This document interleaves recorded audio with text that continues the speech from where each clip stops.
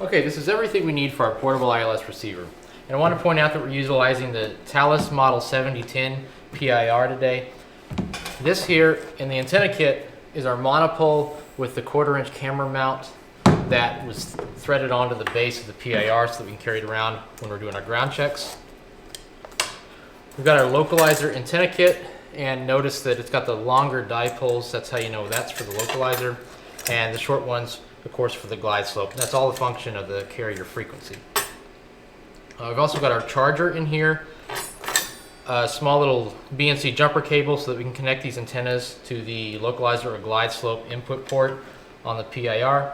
And then as far as our adapters go, I've got a 20 dB attenuator, an audio plug, and an RF sniffer. Okay, now just to demonstrate what dipoles go to what mast, I'm showing you the localizer.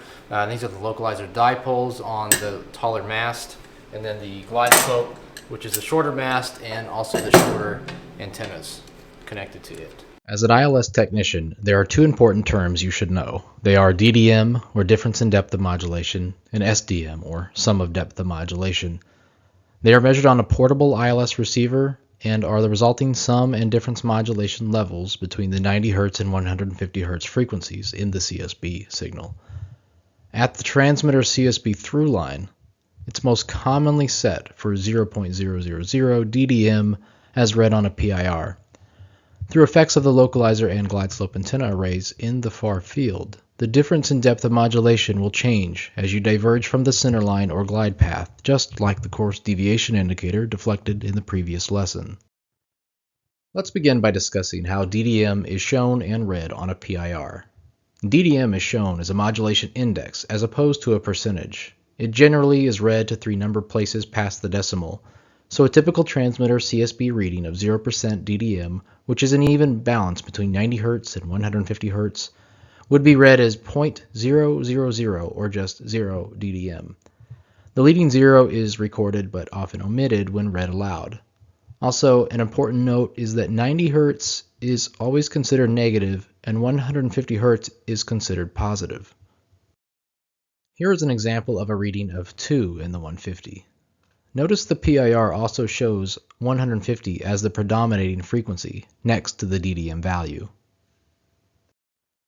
Here's an example of a reading of 1 in the 90. Notice the reading is negative and shows the predominant frequency as 90 Hz.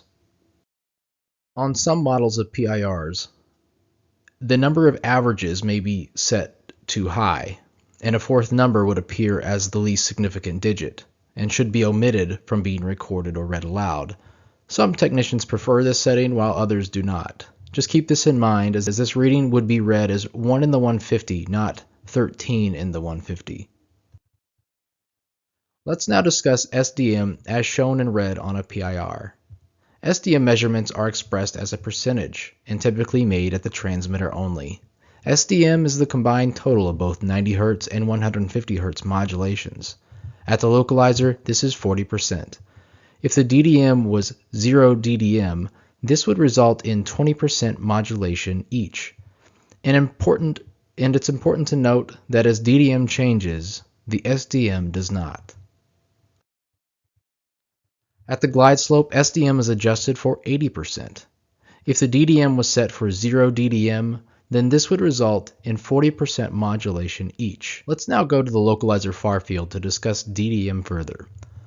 To analyze the DDMs here, you will need to attach the appropriate antenna kit as shown.